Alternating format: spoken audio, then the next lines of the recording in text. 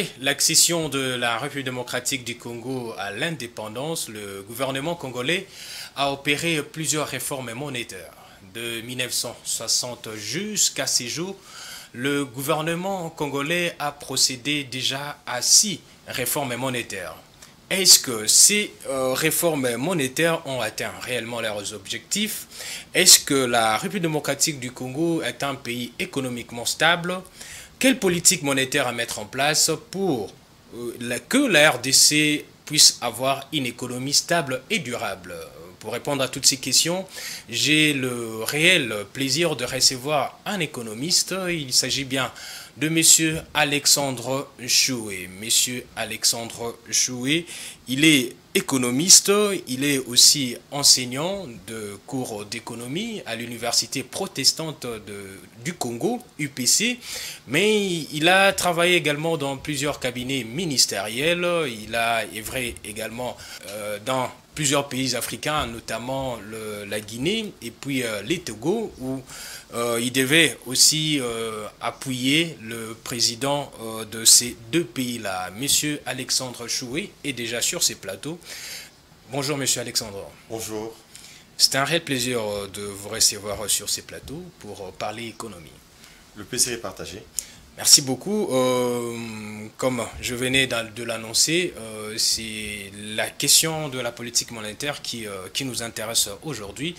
Monsieur Alexandre Choué, vous travaillez sur plusieurs questions de l'économie, notamment tout ce qui cadre avec la macroéconomie. Alors, d'entrée des jeux, qu'est-ce qu'on peut bien entendre par réforme monétaire? Je tiens premièrement à vous remercier pour cette invitation qui m'a été lancée parce qu'effectivement, la fois passée, lorsque nous avons discuté avec M. Kalengai sur le même plateau, nous avons abordé plusieurs questions économiques et on n'avait pas suffisamment de temps pour pouvoir développer certains aspects des problèmes économiques que nous connaissons et également proposer des réponses aux préoccupations en présence. Donc j'estime qu'aujourd'hui, vous me donnez l'occasion de pouvoir m'étendre plus sur les questions monétaires, eu égard aussi aux difficultés que le pays rencontre actuellement sur le plan monétaire, tenant compte du fait que durant l'année qui vient de s'achever, on a connu une perte de valeur de notre monnaie de plus de 30% et également une forte inflation. Donc c'est l'occasion pour nous de discuter en long et en large de ces questions. Alors, d'entrée de jeu, il serait important pour nous de définir plus ou moins le cadre d'analyse qui nous permet de comprendre le sujet ou ce qu'il y a. Alors, la Banque centrale est l'autorité monétaire d'un pays parce que c'est à elle qu'il revient de définir plus ou moins les besoins de l'économie en instruments de paiement, de les mettre à la disposition de l'économie pour permettre à celle-ci de fonctionner correctement. Et donc, par là, nous pouvons dire que la politique monétaire, c'est un ensemble de mesures que prend la Banque centrale en tant qu'autorité monétaire pour agir sur le volume des instruments de paiement au sein de l'économie de manière à créer un ensemble de conditions qui seraient favorables au développement de l'activité économique et à l'amélioration des conditions de vie de la population. Pour cela, la Banque centrale joue sur certains leviers, notamment le taux de rescompte, l'open market,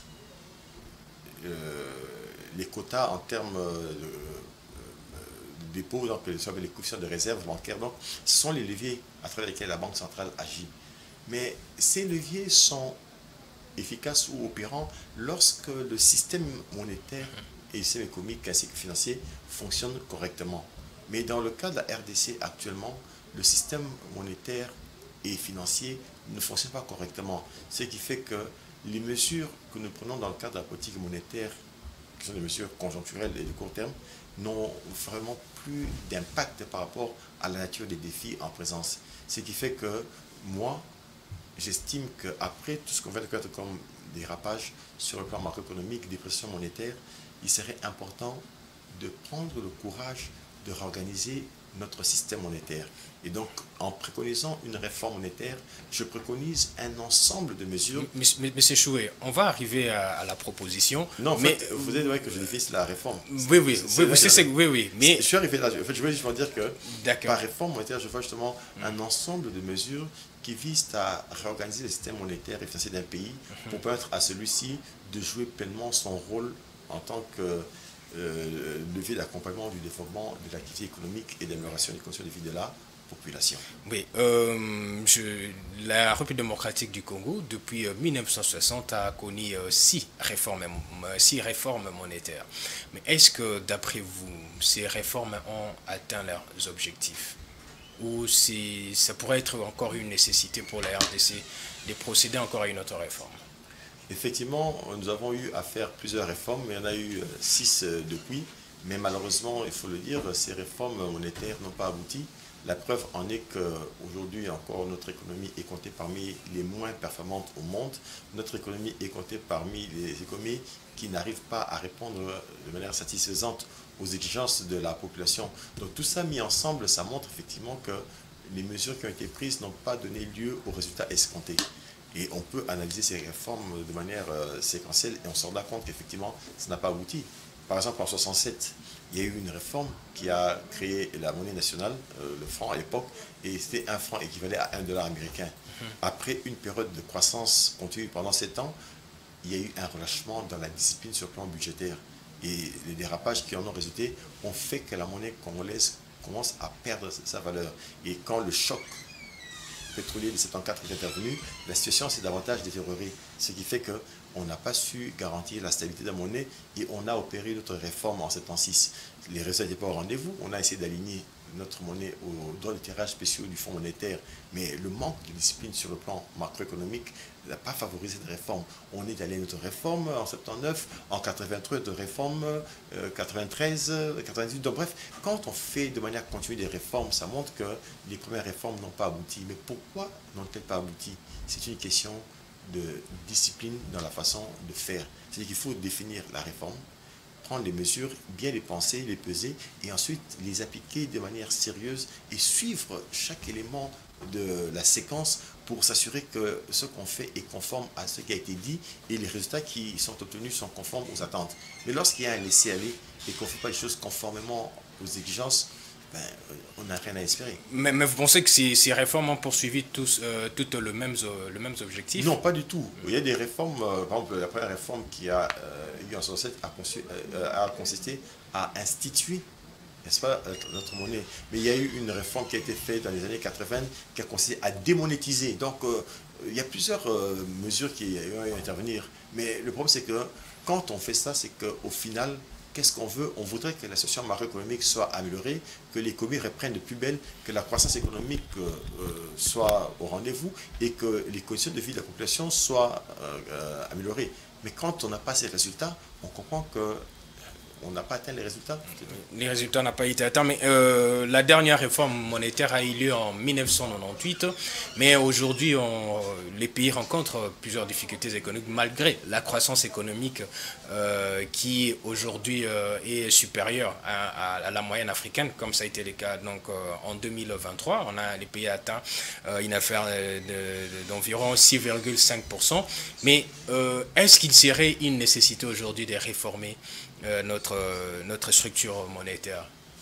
Bon, lorsque nous avons fait la réforme monétaire en 1998, $1 américain équivalait à 1,3 francs congolais.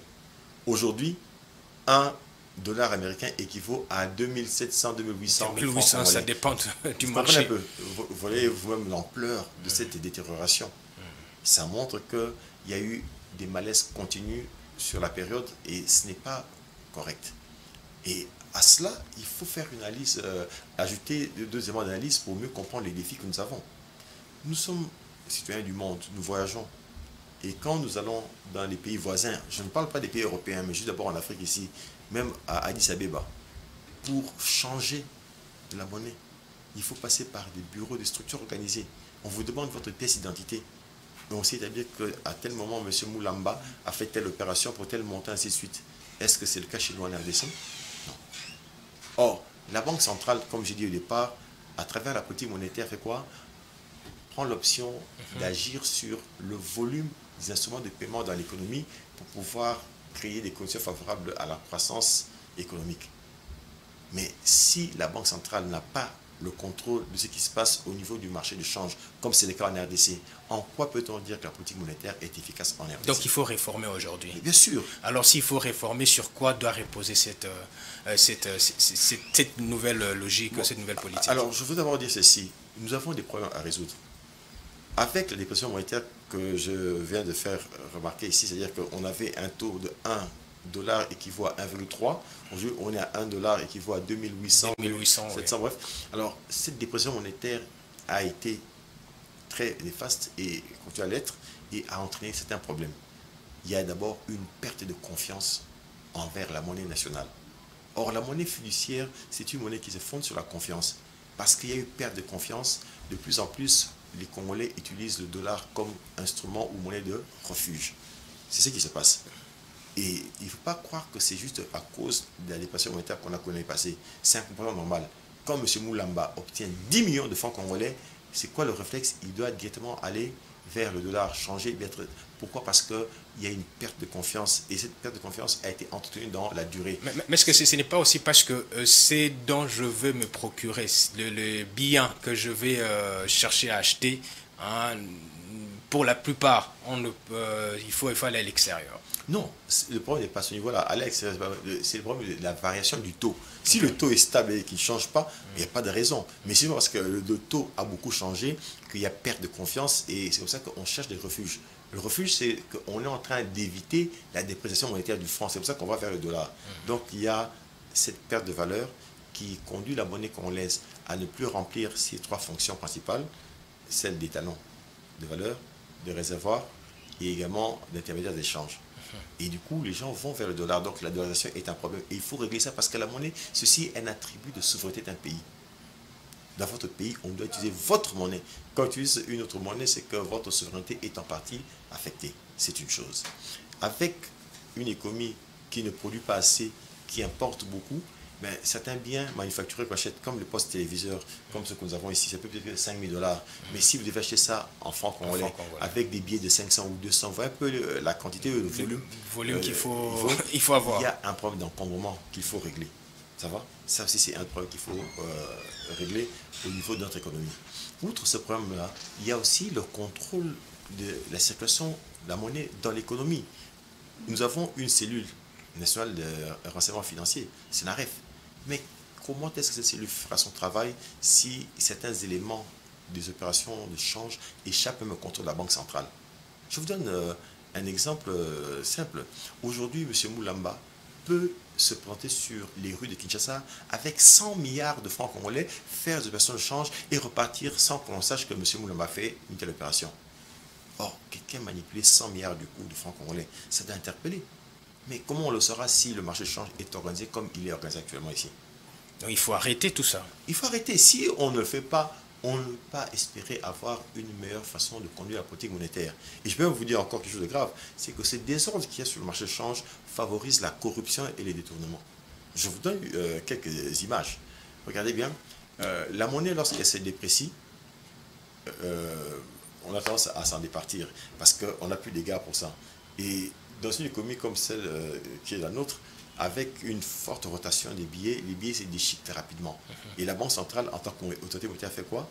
Doit récupérer les billets qui sont devenus impropres à l'utilisation et on les détruit pour fabriquer d'autres. Déjà là, ce sont des éléments de coût. Détruire, c'est un coût, et fabriquer, c'est un coût. Et ces opérations... On recourt à la planche à billets ou bien... Non, non, c'est juste des opérations normales, c'est-à-dire on remplace. Mais c'est un coût parce qu'il faut détruire, c'est de l'argent qu'il faut dépenser, il faut fabriquer d'autres billets de banque en remplacement de ce qui a été détruit, c'est une opération. Donc si on prend ça comme une réalité, c'est que c'est un élément qui pèse sur le coût de la politique monétaire. C'est un élément. Et quand on détruit, il y a l'environnement qui est impacté. Et quand on fabrique aussi, c'est avec le papier, l'environnement est toujours impacté. C'est une chose. Mais regardez maintenant, ce qui est intéressant, c'est qu'il est arrivé qu'en RDC, on décide par exemple de détruire 100 milliards. Mais les gens qui sont censés détruire, qu'est-ce qu'ils font? Au lieu de détruire 100 milliards, ils détruisent peut-être 40 milliards. Et 60 milliards, autres, ils font quoi? Ils rentrent avec sur le marché de change. Comme le marché n'est pas structuré, ils vont peut-être spéculer et acheter rapidement le dollar à des taux supérieurs au taux du marché, pourvu qu'ils aient le dollar et qu'ils aillent quoi? Mettre cet argent en banque et envoyer à l'étranger. Donc les gens se sont enrichis derrière cette opération-là. Comme pour dire que le désordre qu'il y a favorise justement de tels comportements. Il y a des gens qui volent le trésor. Mais quand on a des billets en sachet, ce sont des billets en série. Facilement, s'il y a une enquête, on peut vous retrouver. On peut facilement, oui, les tracer. Qu'est-ce qu'on fait? Ben, on va avec ça directement. On va sur le marché du change. Comme il y a un désordre, on ne sait pas suivre qui a fait quoi comme opération. Donc, c'est important de réorganiser le marché de change en RDC, de prendre également des mesures sur l'entrée et la sortie des devises dans le pays. Ça se fait partout. Pourquoi on ne le fait pas? Ça montre que notre économie n'est pas organisée correctement. Alors comment faut-il organiser cette économie? C'est justement ce qui me pousse à dire que nous devons faire une réforme monétaire. Parce que par définition, comme j'ai dit, une réforme monétaire, c'est un ensemble de mesures que l'on prend pour modifier le système monétaire, le système de paiement et le système financier du pays. Quelle serait la première mesure? Et on pourrait en avoir combien? Il y a plusieurs natures ou ordres de décision à prendre. Pour moi, la réforme monétaire que je suggère devrait répondre à tous les problèmes que j'ai énumérés ici. Et il y a des mesures monétaires, des mesures portant sur le système de paiement et des mesures portant sur le système financier. Alors, concrètement, qu'est-ce que moi je suggère? Parce qu'il faut que je sois méthodique. Oui, plus pratique. Oui. Moi, je souhaiterais d'abord que l'on puisse procéder à un changement de signe monétaire. Les Congolais ont perdu confiance en leur monnaie. Et aujourd'hui, quoi que l'on fasse, cette confiance ne reviendra plus. Alors moi, je propose que l'on aille vers l'élément nouveauté. C'est-à-dire qu'on change de signe monétaire, qu'on remplace le franc congolais actuel par un nouveau signe monétaire. Moi, ma proposition, c'est avoir un nouveau franc congolais. Et pour une parité... Le signe, c'est FC. NFC. Okay. Nouveau franc congolais, avec une parité, 1 dollar est égal à 1 nouveau franc congolais. Mais lorsqu'on fait cette réforme, contrairement à la réforme qui a été faite en 93, que l'on puisse avoir des sous-multiples. Parce qu'à l'époque, voilà, on a parlé des réformes qui ont raté. On a fait une réforme, on a créé le nouveau Zaïre. Un nouveau Zaïre est égal à 3000 Zaïre, mais il n'y avait pas de sous-multiples. Ce qui fait que tous les biens qui coûtaient moins de un nouveau Zaïre à l'époque ont vu leur prix être vers la hausse. Il y avait une sorte d'inflation ou d'augmentation des prix des biens qui s'est produit automatiquement par le fait que la réforme a été mal préparée à cause de l'absence des sous-multiples. Ça, c'est une chose. Donc, dans le cadre de cette réforme que je propose ici, il y aura des sous-multiples. Et mieux encore, ces sous-multiples seront des pièces. Et ce sera l'occasion pour nous d'utiliser nos métaux qui sont généralement exploités à l'état brut, utiliser ces métaux en partie pour fabriquer les pièces. Ce qui sera déjà un élément aussi pour la transformation de notre économie. Ça, c'est un élément. Et donc, en faisant ça, on devra faire quoi? On devra procéder à un remplacement des anciens billets par les nouveaux billets. Ça veut dire que tous ceux qui avaient des billets à domicile devront les ramener à la banque. Et il y a un problème de thésaurisation, c'est-à-dire qu'il y a de l'argent qui vont ramener ça dans le système. C'est l'occasion maintenant de faire un effort pour garder l'argent dans le circuit. Comment faire? C'est-à-dire que tout celui qui viendra faire une opération de remplacement des signes monétaires a le droit de garder à domicile une encaisse maximale de 10 000 nouveaux francs congolais, équivalent de 10 000 $ maximum, soit moins, mais pas plus. Et tout ce qu'il y a d'excédent, on met directement dans le compte bancaire de la personne. Et si la personne n'a pas de compte bancaire, l'État prend en charge l'ouverture de compte, les frais d'ouverture, mais on ouvre. Comme ça, on fait quoi? On donne à chaque propriétaire de compte bancaire une carte bancaire. En parlant de compte bancaire, vous savez qu'en RDC, il n'y a pas de banque congolaise. Oui, là c'est un autre problème. On va y revenir parce que des fois, on nous dit des choses ici dans les médias. Bon, je vais apporter des questions là-dessus. Il faut l'apporter, c'est important. Oui, oui, je souhaiterais qu'il y ait des banques congolaises, mais ce n'est pas pour autant qu'on peut utiliser le système actuel pour financer l'économie. Le problème, c'est que le gouvernement n'a pas de vraie politique de financement de l'économie. On va y revenir. Donc, je disais que par ce mécanisme de remplacement, on va donc amener les gens à sortir leurs encaisses. Et l'argent rentre dans le circuit bancaire et les gens gardent que des réserves acceptables par rapport au plafond qui a été fixé. Et du coup, la banque centrale qui va faire le patient à travers des banques commerciales aura donc l'occasion de faire quoi? De savoir ce qu'il y a entre les mains des individus et ce qu'il y a dans les banques. Donc, on aura une meilleure connaissance de la masse monétaire. Et c'est à ce niveau-là déjà qu'on commencera à redonner à la politique monétaire son sens. Parce qu'aujourd'hui, la Banque centrale n'a aucun contrôle sur le volume d'instruments de paiement dans l'économie. Qu'est-ce qui garantirait les succès ou la réussite d'une telle mesure? La discipline, tout simplement. Parce que tout celui qui a des francs congolais actuels, s'il doit changer, il doit vivre dans ce pays, il doit utiliser le nouveau franc congolais. Mais on organise l'opération de remplacement avec des banques commerciales. On prend des normes et on dit que voilà, chaque individu fait l'opération de remplacement en un seul jour, en un seul moment. Pas 2 jours. Comme ça, on sait contrôler. M. Moulama arrive, il fait son opération une fois pour toutes et on finit avec lui et on passe à quelqu'un d'autre. Comme ça, avec ça, on sait mieux contrôler toute opération et on prend suffisamment de temps pour le faire. Le remplacement doit se faire de manière réfléchie, pas aussi de manière active. Parce que quand on le fait de manière active, ça crée des tensions et un désordre social, on n'en a pas besoin. Mais on peut. Vous voyez déjà à ce niveau-là, on est en train de lutter contre la thésaurisation. L'argent rentre dans le circuit bancaire et les gens gardent peu d'argent en main et on donne aux gens des cartes bancaires. Aujourd'hui, excusez-moi, ce sont des humains comme nous, mais il y a des gens qui, disons, gagnent petit, mais qui ont des cartes bancaires aujourd'hui, qui ont même la culture de déposer l'argent dans des comptes bancaires, qui utilisent aussi, dans le cadre de cette réforme, on envisageait ici l'amélioration du système de paiement, c'est-à-dire commencer à exiger à ce que partout il y ait de plus en plus des terminaux. Moi, je propose qu'on plafonne les dépenses en cash, maximum 500 nouveaux francs congolais, ou l'équivalent de 500 $, pas plus. Tout ce qui va au-delà, c'est par carte bancaire, par voie bancaire, virement, tout ça. Un peu, c'est une façon de dématérialiser la monnaie. Ce qui fait que la monnaie ne va plus circuler comme auparavant, et ça va même réduire le coût de la politique monétaire dont j'ai parlé tout à l'heure. Et là, la Banque centrale pourra mieux contrôler aussi les circuits monétaires. Oui, donc c'est ce que je propose déjà. Et ceci aura des implications sérieuses sur l'économie. Je continue. J'ai parlé, n'est-ce pas, du désordre qu'il y a au niveau du cambisme. Aujourd'hui, je me réveille, j'ai mon frère Franck Mangala qui m'a envoyé 10 000 $ de la Belgique et je me mets sur le coin d'une rue, je commence à faire des opérations de change. C'est un désordre. L'argent ne se gère pas de la sorte. Il faudrait que la Banque centrale puisse organiser. C'est pour ça que j'ai dit qu'il faut remettre de l'ordre. C'est vrai que certains vont socialiser la chose pour dire que non, voilà, ceux qui font ces opérations le font pour nourrir leurs enfants, la famille. Je suis conscient de cela. Mais il y a lieu de corriger en tenant compte de cela. Qu'est-ce que je suggère? Ces personnes, puisqu'ils ont déjà opéré, il y a des bureaux d'échange un peu partout. Oui, il faut organiser les bureaux d'échange à travers les institutions financières qui sont agréées. De telle sorte que, dorénavant, quand M. Moulama va faire une opération, il se pointe avec sa pièce d'identité, son passeport, sa carte d'électeur, et il fait une opération. On note que M. Moulama a amené 1 000 $ pour acheter des francs congolais.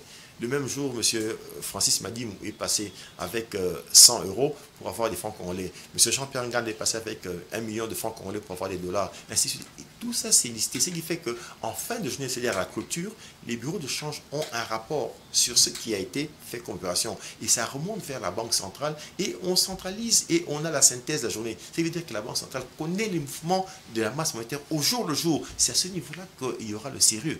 Aussi, qu'on ne fait pas ça, la Banque centrale n'aura pas le contrôle de la politique monétaire. Oui. Et la CNRF, la cellule qui est censée suivre des renseignements financiers. Mais à travers ça, on peut m'en voir, parce que quand quelqu'un se pointe avec 100 milliards, quand le rapport renseigne que non, M. Kalenga est passé avec 100 milliards, oh, 100 milliards, il a eu ça. Du coup, c'est une matière à réflexion. C'est ce qui fait qu'on suit. Vous savez, ici chez nous en RDC, excusez-moi, mais nous sommes congolais, on dit qu'il y a des gens... de notre pays, oui. Il y a des gens qui ont des fétiches, et la nuit, il y a un serpent qui sort du lit, qui donne 100 millions de $. Mais ces genres de fétiches, ça ne marche pas en Amérique.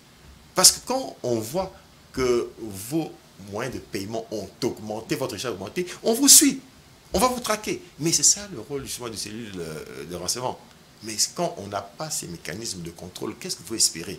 C'est pour ça que je dis qu'il faut remettre de l'ordre dans notre système monétaire. Et ces décisions-là sont intéressantes. L'aspect social, c'est que pour moi, ces gens qui ont déjà opéré peuvent subir une transformation. C'est-à-dire qu'on les forme et on les amène à travailler maintenant dans des bureaux qui sont organisés à travers des institutions qui existent. Comme ça, on a le contrôle de toutes les opérations. Ils vont continuer à travailler, ils vont gagner quelque chose pour nourrir leur famille. Bien sûr, je suis humain. Mais l'ordre, c'est à ce prix qu'on va avoir une économie qui fonctionne normalement. Oui, M. Choué, vous avez dit seule la discipline peut garantir les succès de telles mesures, mais qu'est-ce qui serait considéré comme frein à la réussite de ces mesures? Bon, en fait, j'ai parlé de quelques mesures, c'est vrai qu'il y en a beaucoup. Oui, mais en fait, les mesures phares, c'est que vous avez... Non, parce que même le système de paiement, quand on modifie, c'est-à-dire que la culture financière a changé. Il y a quelques années ici, il n'y avait pas de cartes. Maintenant, les gens ont des cartes. Et les gens commencent à utiliser de plus en plus de cartes. Donc, c'est déjà un début, mais il faut bâtir sur cette performance. Si on change le système de paiement, les gens ont d'habitude et ça va modifier beaucoup de choses dans nos comportements et c'est ce qu'il faut. Alors, au niveau... de l'organisation que je suggère, il y a des mesures qu'il faut aussi prendre pour que l'on puisse amener le secteur financier à bien jouer son rôle. Parce que si vous prenez certaines statistiques, vous aurez écœuré de constater qu'en RDC, par exemple, le crédit à l'économie représente moins de 10% du PIB. Alors que la moyenne au niveau de l'Afrique subsaharienne sur les 10 dernières années ici, c'est de 40%. Vous comprenez un peu ça? Ça veut dire que l'argent que l'on collecte au niveau des agents économiques congolais sert qu'en partie à financer l'économie, une bonne partie va à l'extérieur.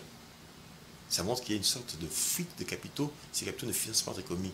Et c'est ce que j'ai dit tout à l'heure, qu'il serait important que le gouvernement mette sur pied une politique de financement de l'économie. C'est-à-dire des mesures que l'on prend pour voir comment est-ce qu'on peut utiliser le système financier actuel pour... Mais pourquoi est-ce que les banques et autres institutions financières n'arrivent pas à financer l'économie congolaise? C'est parce qu'il y a justement cette instabilité. Quand il y a instabilité, qu'il y a forte inflation, l'argent perd sa valeur et les intérêts réels sont quoi? Sont améliorés par le fait de l'inflation. Donc si on arrive à mettre de l'ordre et qu'on arrive à bien gérer la banque centrale et aussi les finances publiques et garder la stabilité, c'est un élément qui fera qu'on puisse maintenant amener les banques à être disposées à offrir. Et si le gouvernement a une politique d'accompagnement, c'est-à-dire qu'on se dit, voilà, le président de la République a annoncé la revanche du sol sur le sous-sol et que ça demande que les agriculteurs aient plus de moyens pour financer leurs activités, ben, dans le cas de la politique financière de l'État, on dit, voilà, toute institution financière, par exemple, qui va dans son portefeuille accorder 30% de crédit aux agriculteurs avec telle facilité, on lui accorde telle facilité sur le plan fiscal ou telle facilité sur le plan des importations d'équipements. C'est une mesure d'incitation. Et en faisant ça, justement, on va amener ces opérateurs à offrir des produits adaptés aux agriculteurs et cela va impacter sur l'activité agricole et on aura des résultats. Alors, pour revenir à votre question des banques, oui, oui, pour la question des banques, je pense, là c'est toute une émission, mais on a bien compris les mesures que vous proposez pour qu'il y ait, pour assurer une politique monétaire voilà, efficace en République démocratique du Congo. Mais peut-on parler d'une économie stable aujourd'hui en RDC? Non, l'économie est instable. L'économie est instable, le taux ne fait que s'effriter au jour le jour. L'économie est instable. C'est le seul indicateur. Non, non, en fait, je voudrais même dire un dernier mot avant, parce que j'ai discuté avec beaucoup de gens sur cette idée de la réforme. Et certains m'ont dit, oui, tout ce que vous dites là est bien beau. Mais si il n'y a pas un après, on va revenir à la case de départ. Et j'ai dit oui. C'est pour cela que dans le cadre de cette réforme, je propose que l'on puisse renforcer la surveillance de la Banque centrale. C'est-à-dire qu'il faudrait que la politique monétaire soit surveillée, que l'on mette en place un dispositif pour que l'on puisse chaque année évaluer la politique monétaire et l'action du gouverneur de la Banque centrale. Certes, le gouverneur a un mandat de 5 ans, mais si après une année, il y a un malaise, il faut le lui dire et si vous prenez des mesures, le sanctionner, on le sanctionne. Mais pourvu que l'on ne puisse pas affecter la monnaie. Parce que la monnaie repose sur la confiance. Si vous laissez à quelqu'un 5 ans pour détruire la monnaie, pour reconstruire, c'est encore difficile. Il faut encore faire une réforme. Or, si chaque gouverneur sait que quand on me place là-bas, on me surveille année après année, ben les gens seront regardants, ils vont éviter certaines décisions et ça va justement nous garantir l'efficacité voulue. Et comme vous êtes sans savoir, la dépression monétaire procède aussi des erreurs de gestion au niveau des finances publiques. C'est comme ça que dans mes différentes réflexions, je propose aussi qu'on renforce la surveillance de la gouvernance des finances publiques. L'ECOFIN du Parlement doit chaque 3 mois surveiller comment est-ce que la politique budgétaire est exécutée. Et quand ça ne va pas, on tape sur la table. Il faut inviter les ministres qui gèrent le secteur, qu'ils rendent compte. Comme ça, en cas de dérapage, on corrige rapidement. Mais si on laisse le mal s'installer et se propager ou se durcir, c'est là que on va revenir à la case départ. Donc on fait la réforme monétaire, on remet de l'ordre, mais après ça, on appelle les acteurs, banque centrale, finances, budget, à faire preuve de sérieux dans la manière de gérer la macroéconomie du pays. C'est à ce niveau-là qu'on peut espérer justement voir les choses s'améliorer. S'il n'y a pas cette réforme sur la gouvernance, ce sera comme un coup d'épée dans l'eau. On ne va pas réussir. Et au même moment qu'on fait des réformes, il y a des actions que l'on doit envisager pour relancer l'économie parce que le pouvoir d'une économie repose aussi sur sa capacité à créer des richesses, à diversifier la production et à réduire sa dépendance vis-à-vis de l'extérieur, notamment à travers... mais ce qui n'est pas le cas aujourd'hui en République démocratique du Congo. C'est ce qu'il faudra faire justement.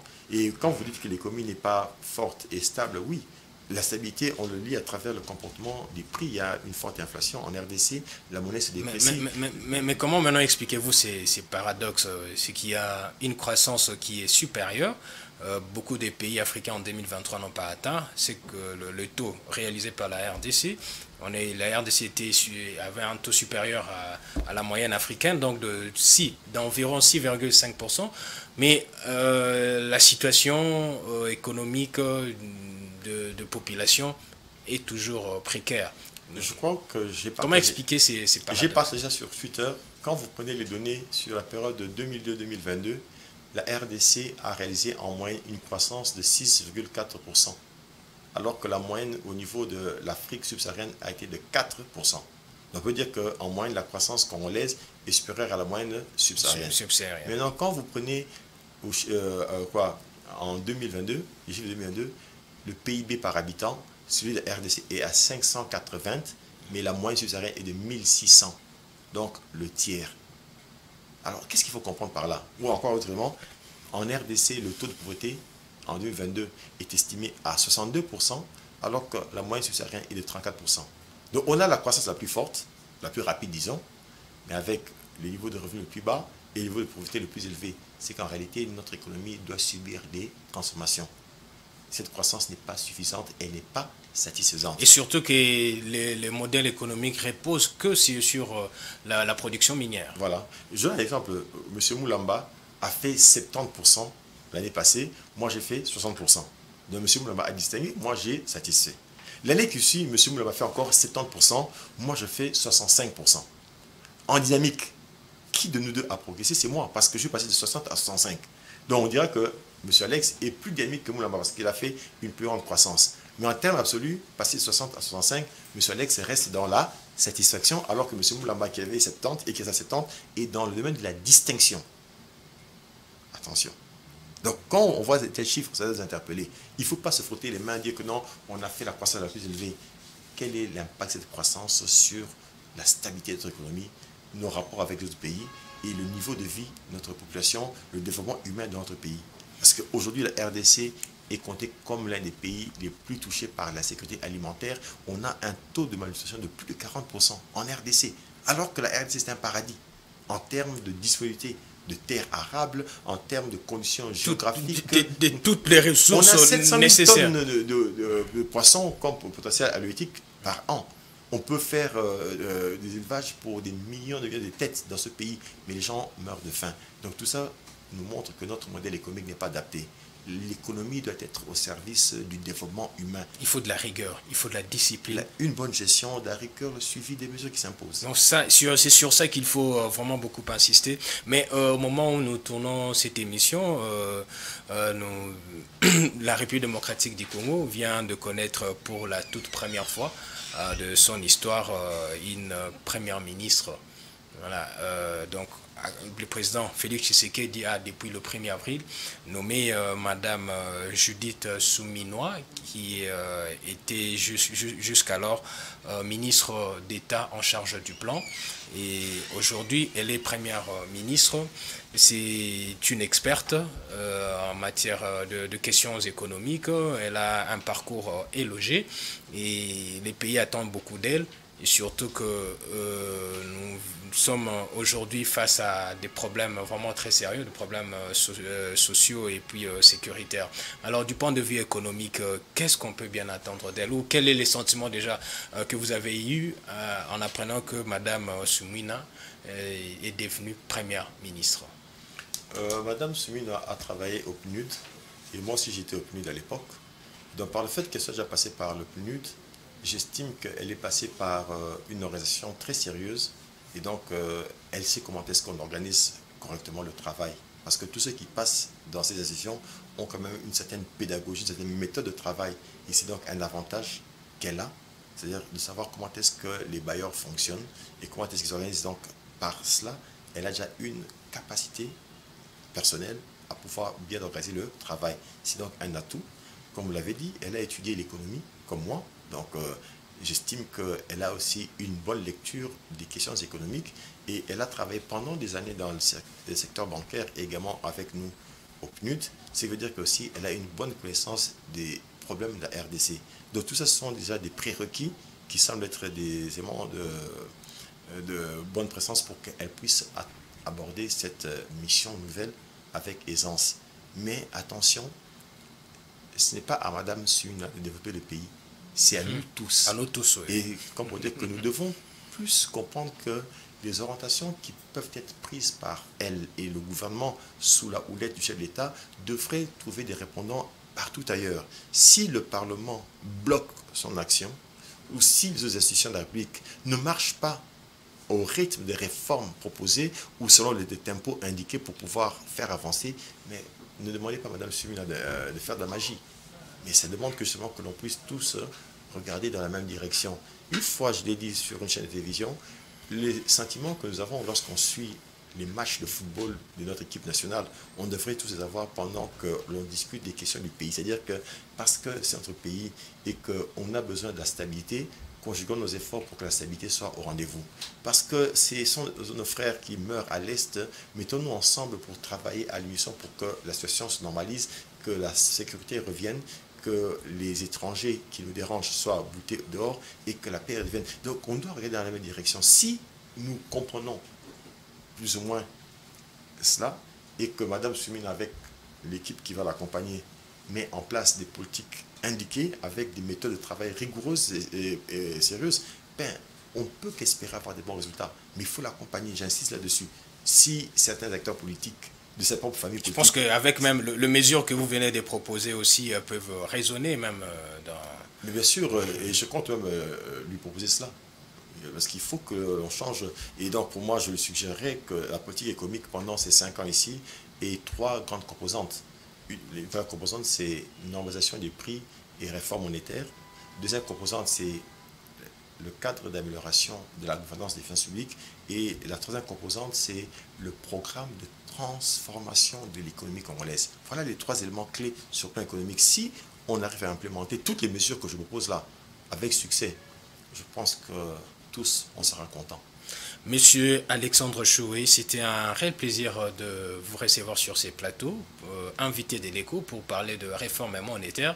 Je pense que, fidèles téléspectateurs, vous avez bien compris qu'il faut vraiment de la rigueur, de la discipline pour que l'économie congolaise retrouve que cette stabilité soit plus durable. Donc c'était un réel plaisir pour nous de vous présenter cette émission. Nous, Monsieur Alexandre Choué, nous espérons vous revoir très prochainement avec le même plaisir et surtout pour aussi apprendre à nos téléspectateurs aussi de nouvelles choses en matière économique, puisque les Congolais ont besoin de changements surtout dans ce qui concerne leur situation économique. Voilà, c'est tout pour cette émission. J'ai dit aussi merci à l'équipe technique qui nous a accompagnés. On se voit très prochainement.